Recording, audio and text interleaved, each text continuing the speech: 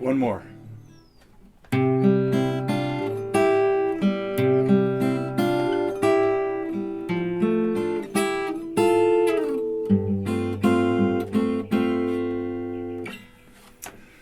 What do those four songs have in common? Okay, I might tell you, at least what they have in common for me today, or this week. It is July 3rd, Friday, July 3rd, heading into a holiday weekend, and I hope nobody's going anywhere, staying home, like covered up and wearing a mask. So maybe not at home. Maybe not even outside in your yard. It kind of depends on how many people are there. But boy, I certainly hope everybody's staying relatively healthy. This is getting really, really scary. So let's see. I have one big piece of news that I will probably mention a couple of times now, because a couple of weeks ago we did try to schedule a. Oh, did I say it's July 3rd? Yes, I think I did. I forget. Okay. Anyway, one big piece of news. Next Saturday, the 11th, we will, for real, be having a free webinar, a TG Live kind of event. It'll probably be done on Zoom, and we'll have info on the forum pretty soon about how to register or join us. Anyway, so it'll be noon Pacific time. That would be like 3 o'clock in the afternoon on the East Coast, maybe 8 o'clock in the UK, and 9 o'clock in Europe. So I hope a lot of you can join us. It'll be fairly short, just be probably answering some questions, giving a few tips, and last probably about a half an hour, maybe 40 minutes or so. We're just kind of to test drive things. I've been getting used to, I've been doing a lot of lessons on Zoom, so it looks like it kind of works. It could just be a little difficult if we have like 100 people, but if we have, 20 or 30, that would be okay. So anyway, that's what's coming up. Now, my question here about these four songs, what they had in common, is questions have come up recently, some on the forum and some just in like the support desk, as far as some things in lessons that were not always really clear. And let me grab my pick here again. One of them, Dermot asked about this on the forum, about getting the strum a little bit more, and I watched the playthrough on that, and I think it's pretty much how I explained it later. It's just that it's a lot faster. So in the beginning I played it really fast, then later on I explained that it's just a bass note.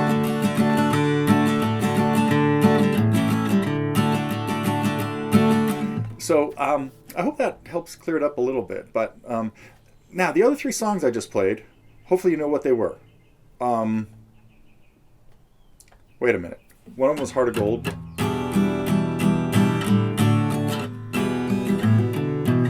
One was, Octopus's Garden. Now, both of the, and what happens is questions came up on those lessons about some things that weren't clear. So I'm kind of asking you guys to take a look at some of those lessons and maybe put a comment here on the forum that as to what might be unclear to you, because I have a feeling that some of the things that people ask about not being too clear, I'm not really clear on what I can do differently to make it more clear. Now, Heart of Gold and Octopus's Garden, very short lessons, like 5-minute lessons. I think Octopus's Garden is even a free lesson, and so they're just kind of campfire versions. But I'm thinking about putting together a more detailed lesson on Heart of Gold. So if you guys think that would be useful too, but watch the one first. 5 minutes of your time, and let me know if a fuller lesson would be a useful thing. And what was the other one? Oh, Will You Love Me Tomorrow? Now that one, first of all, is really difficult. When we do these piano songs that turn into arranging a piano, what the piano player plays to what the guitar player plays is barking up a very strange tree. But I'll have more to talk about that a little bit later today, because that sort of pertains to something that is probably coming out next week. So anyway, if people could take a look at that too, in particular the piano version. I think what I did on that lesson, Will You Love Me Tomorrow, was put together a couple of different ways of playing it, almost like a campfire version, then a finger-picking version, the way James Taylor might play it, or the way I might play it if I was just going to play it and sing it. But then I put together, then I think it's like part 5 is the piano version. And anyway, help me out if you can, and take a look at those 3 or 4 lessons, or let me know if things are, if they're as confusing as some people think. Anyway, uh, okay, coming up in just a second, we'll talk about some of the things that came out this week.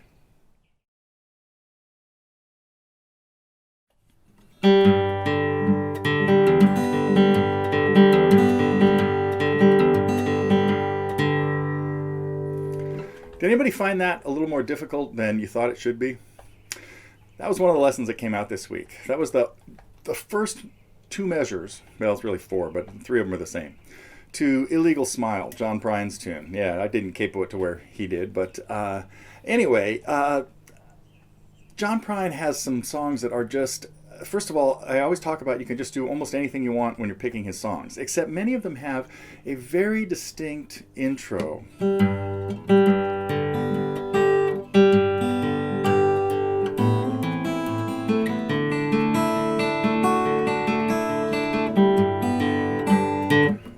For example, now again, usually hear that one capoed up a lot higher, but that was one of the lessons that we had this week was John Prine's Illegal Smile, and that mostly came out because one of my students had been working on it. We spent a lot of time trying to get the picking exactly right, and everything else breaks into 3/4 time. So I hope you've had a chance to take a look at that. There aren't too many songs that are half finger picked and then they change time and you strum them in 3/4. Little cowboy song, that was one. This week we also had Vanessa. Vanessa is back on board. We're trying to get a lesson out a week from her, so I know that she's got a lot of fans that like her songs and her choice in songs.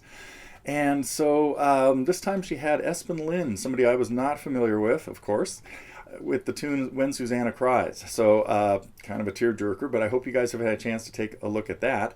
And then another lesson that came out because one of my students asked me about this, and I thought, wow, this song is so cool.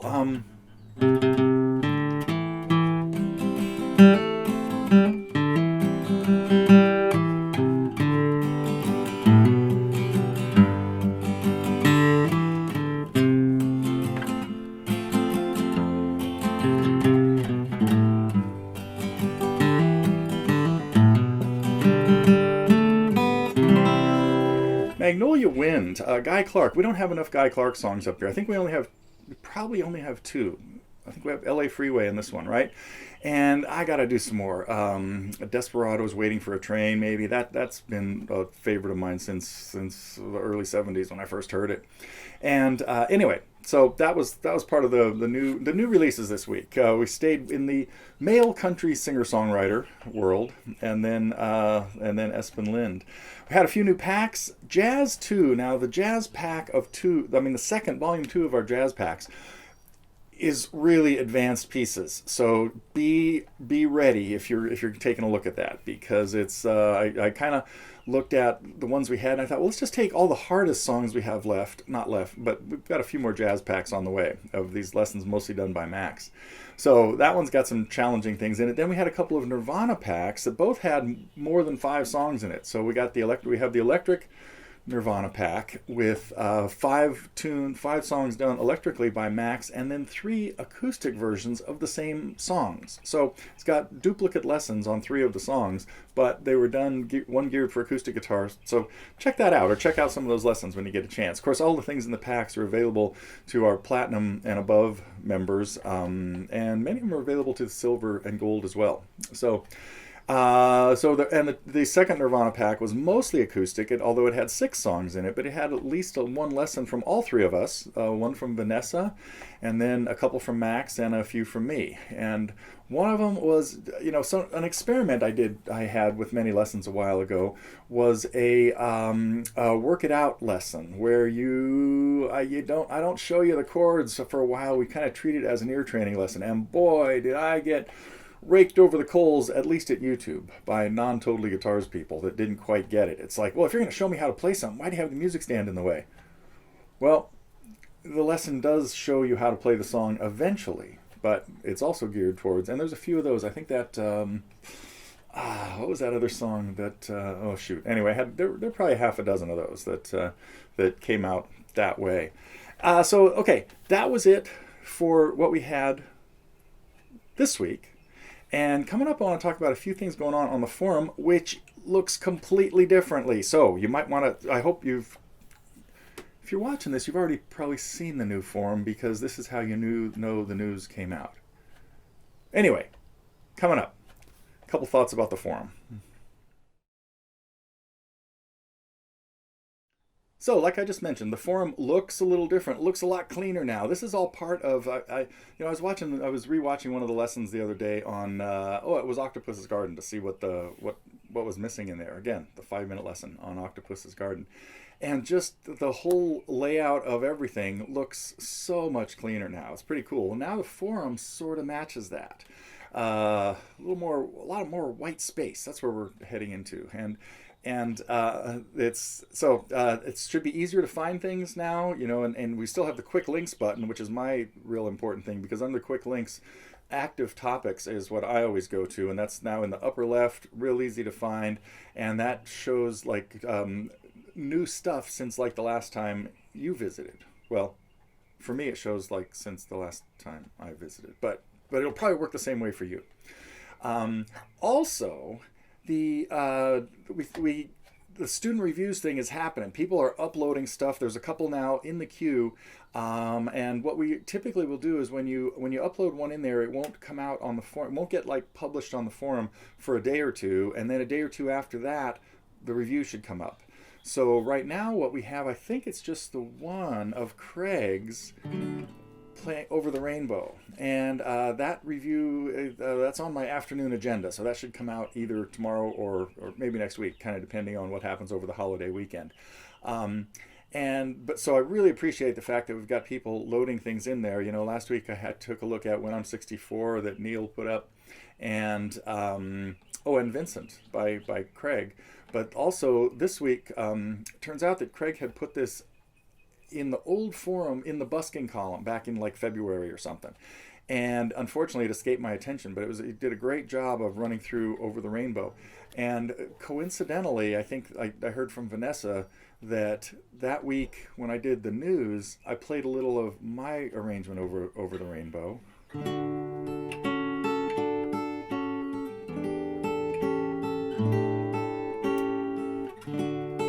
don't know if I can remember it now.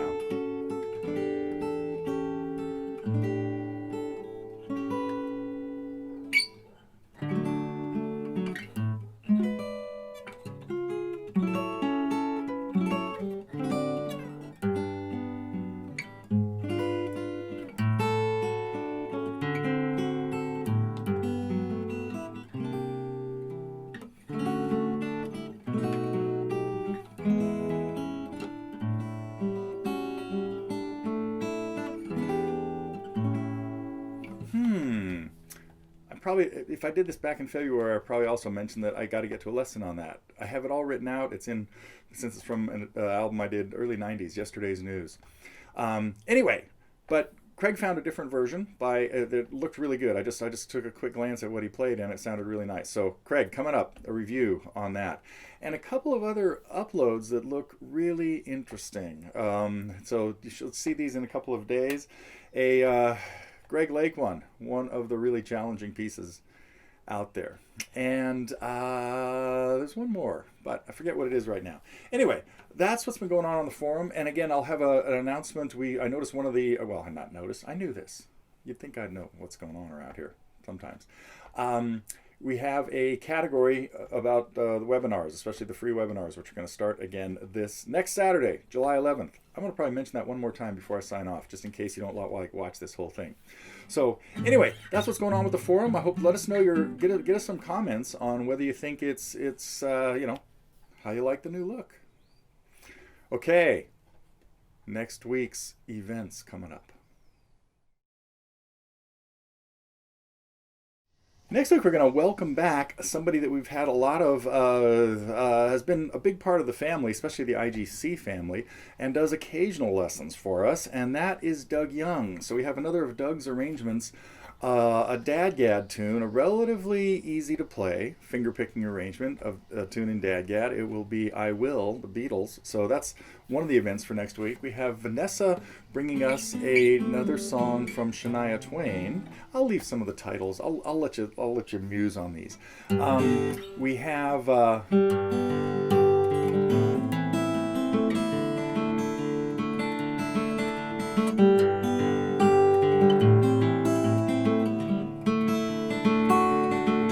John Prine.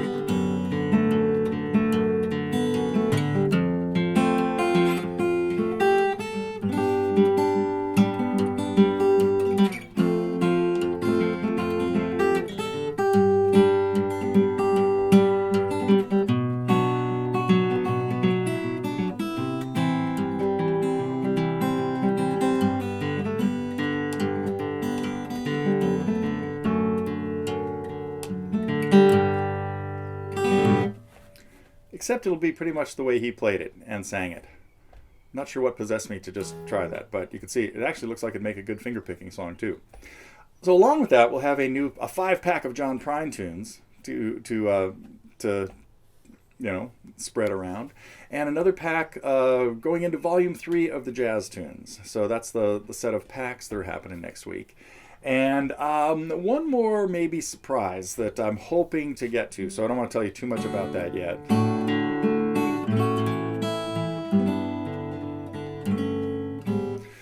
Just a continuation of a really complicated lesson. So that's the plan there. So let's